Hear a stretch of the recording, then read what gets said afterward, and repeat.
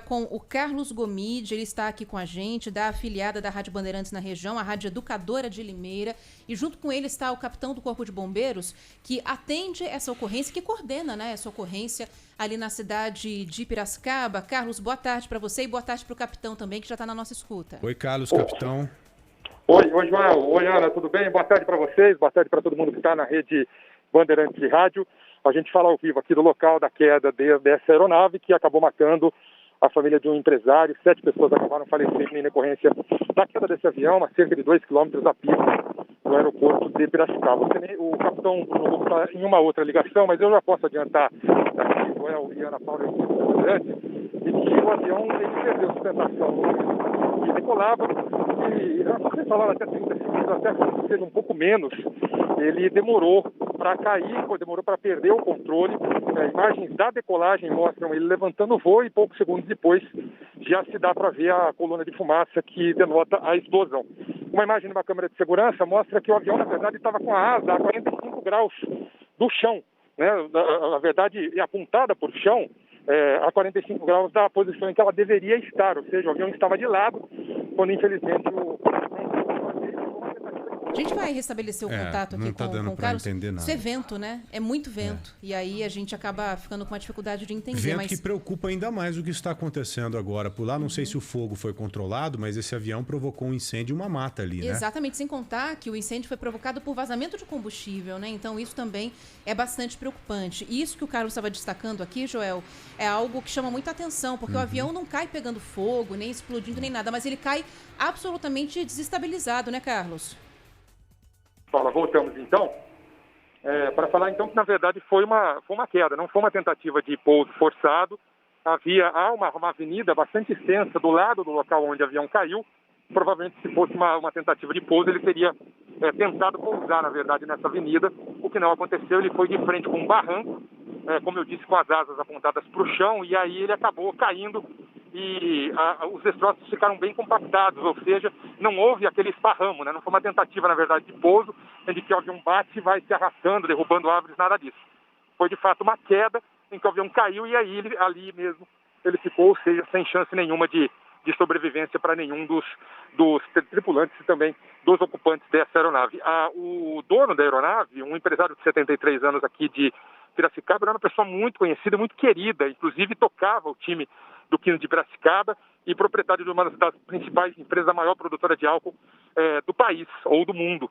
Enfim, uma tragédia que atingiu a cidade de Piracicaba com a queda desse avião por volta de 8h40 da manhã de hoje, aqui num bairro afastado da zona rural, aqui da cidade de Piracicaba, viu, Joel e Ana Paula? E para complementar aqui o Carlos está falando, o Joel, morreu nesse acidente o Celso Silveira Melo Filho. Ele era um dos acionistas da Cosan, uma grande empresa brasileira aqui da área de produção de energia, de açúcar também. É um conglomerado, na verdade, de grandes empresas, né, que estão ligadas à produção de gás também. O Melo Filho era acionista da Cosan e irmão do Rubens Ometo Silveira Melo, que era presidente do conselho administrativo dessa empresa. Então, um homem forte, um grande empresário do setor de energia aqui no país. Marido, esposa e 3 filhos. Exato, foi a família inteira, a família né? inteira. Infelizmente. Imagine só que tragédia. Agora, ô Carlos, eu sei que ainda é muito prematuro, está muito cedo, o CENIPA vai investigar. Nós sabemos que quando acontece um acidente aéreo, normalmente não há relação com apenas um fator, mas há os fatores contribuintes, né? Exatamente. Já dá para dizer alguma coisa nesse sentido? Alguns fatores, possíveis fatores contribuintes para esse acidente? Porque é claro que você já deve ter conversado aí com pessoas que entendem do assunto, né? Que já devem ter dito, olha, pode ser isso, pode ter sido aquilo. Porque uma aeronave tão nova como essa, 2019... Um avião com recursos técnicos, como é o King Air. Pilotos que devem ter conhecimento não só de aviões como um todo, mas conhecimento específico do próprio avião. Né? No caso, esse King Air aí que caiu. Já dá para a gente cogitar algumas possibilidades ou não, Carlos? Falar qualquer tipo de coisa agora, ainda, né? Porque o pessoal do CENIPA acabou de chegar, questão de meia hora eles chegaram aqui em Piracicaba, ou seja, não dá para fazer nenhum tipo de levantamento. A recolha dos cadáveres foi feita agora há pouco. O pessoal do CENIPA está, na verdade, recolhendo destroços do avião.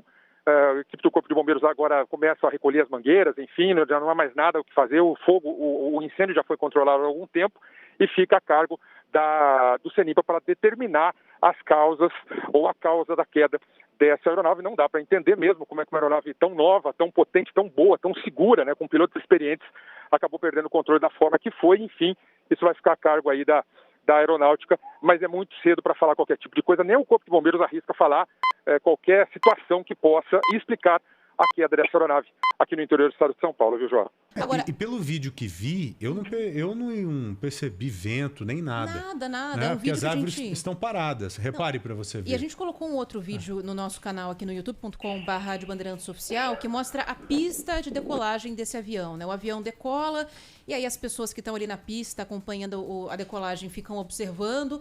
Não sei se porque já notaram que o avião talvez não tenha pego muita altitude, já acharam algo de estranho, mas alguns metros à frente o avião cai. E todos levam as mãos à cabeça. A gente não vai colocar o áudio, mas as pessoas começam a gritar, porque, óbvio, é uma cena desesperadora, né? Ver um acidente desse porte. Agora, uma coisa que chamou a atenção da gente aqui, Carlos, é que além desse avião ser considerado um dos mais seguros da categoria, era uma aeronave bastante nova, né? Com 2, 3 anos de uso só, né? Pois e tinha acabado de ser comprada pela empresa, pela família do proprietário da empresa. Enfim, é uma coisa que não dá mesmo para explicar o porquê que uma aeronave dessa tão nova acabou caindo e causando esse acidente, essa tragédia para a sociedade piracicabana. E só para vocês terem uma ideia, esse vídeo que você citou aí, Ana, da que mostra a decolagem do avião e em seguida a queda e as pessoas gritando de desespero, quem fez esse vídeo foi o genro do Celso, proprietário da aeronave, cuja a mulher, filha do Celso, também estava na aeronave. Então, ele, em outras palavras, ele filmou a queda e a morte do sogro, da sogra e também da esposa. Eu estou aqui com o Bruno Gobo, não sei se a gente tem tempo. Posso tentar falar com o capitão Bruno Gobo? Claro, por favor. Tentar falar com o capitão Bruno Gobo? Bruno, nós estamos ao vivo na Rádio Bandeirantes de São Paulo. O senhor falar a respeito desse acidente, uma tragédia. O João da Pena me perguntou agora há pouco se tem como, a princípio, já determinar as causas do acidente. É humanamente impossível agora. Tudo bem? Boa tarde, Bruno.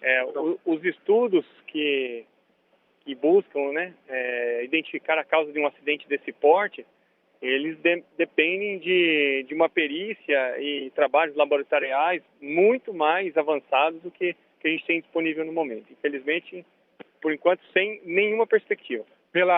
Pelos destroços, até pela concentração dos destroços, dá para perceber que não foi uma tentativa de pouso, foi uma queda mesmo. Né? O avião chocou-se contra o barranco, né, a montanha, e com o choque explodiu sem dar nenhuma condição de sobrevivência para os ocupantes. E da pista do aeroporto aqui foi questão de segundos, né? Se você observar, né, do local do acidente, dá para ver. A gente consegue uma visada direta até a cabeceira da pista. Então, para um avião, isso é muito pouco, né? Quando os bombeiros chegaram, o que vocês encontraram aqui? Encontramos o avião em chamas, na fase da queima livre, né? Muitas chamas, e o fogo já tinha se propagado para a vegetação no entorno. E é o que a gente está trabalhando para apagar até agora. Aliás, uma grande área acabou sendo incendiada, um trabalho muito grande para vocês. Né?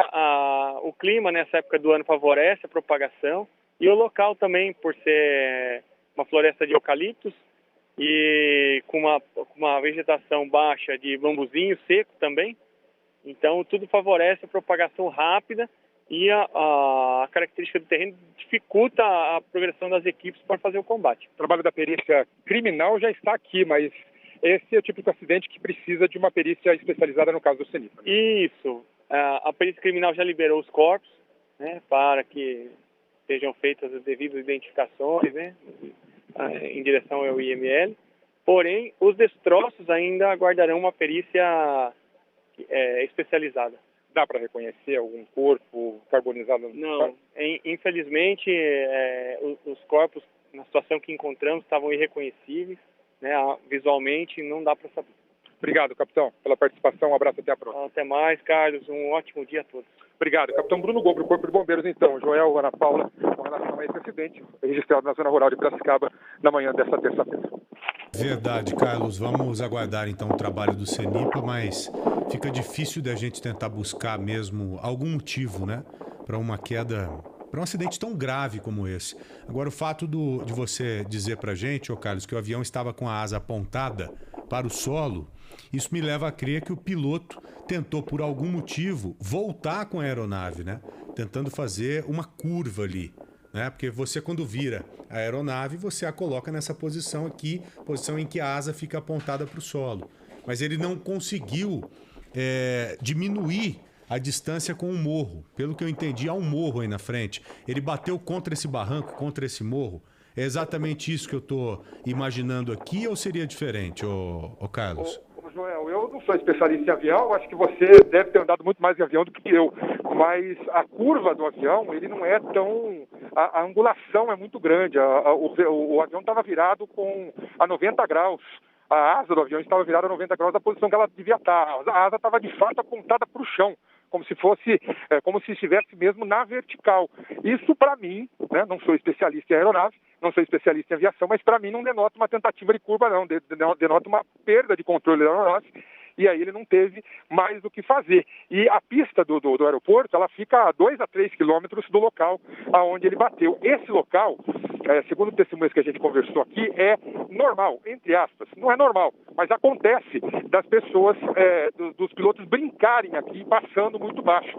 Inclusive tem testemunhas de uma obra que estava acontecendo aqui que viram a queda do avião e disseram, olha, eles passam tão baixo às vezes aqui, que às vezes a gente acha que está tudo bem, né? E aí eles foram surpreendidos segundos depois com a batida desse avião contra o morro. Enfim, com relação a essa questão da angulação da asa, eu não acho que foi curva, não. Ele estava sem controle mesmo e, infelizmente, não teve mesmo, certamente com toda a tentativa do piloto, não teve o que ele fazer. Ele acabou perdendo o controle e enfiando o avião e entrando com o avião morro adentro, viu? Entendi. O tempo de reação foi muito curto, né? Coisa de segundos. Então, talvez ele mal tenha percebido alguma falha no avião. Ele tentou fazer um movimento, mas sem qualquer êxito, né? Tanto que o avião continuou e bateu com tudo no barranco. Exatamente. Carlos tem razão. Carlos, muito obrigado, viu, meu amigo? Um abraço para você, bom trabalho aí, até breve. Um abraço, obrigado, Datena, sempre à disposição aqui. Um abraço pro pessoal da Educadora, pro pessoal da Rede Bandeirantes de Rádio. Valeu, querido. Valeu. Um acidente muito triste, a gente vai continuar acompanhando. Essas investigações geralmente não mostram resultado tão rápido, né, Joel? Leva algum tempo, alguns dias, exatamente. Principalmente em acidentes como esse, que a gente está falando de partes da aeronave que ficaram destruídas, né? Totalmente queimadas. Então, vai demandar ainda algum tempo até que a gente tenha respostas. E olha, daqui a pouco a gente vai trazer mais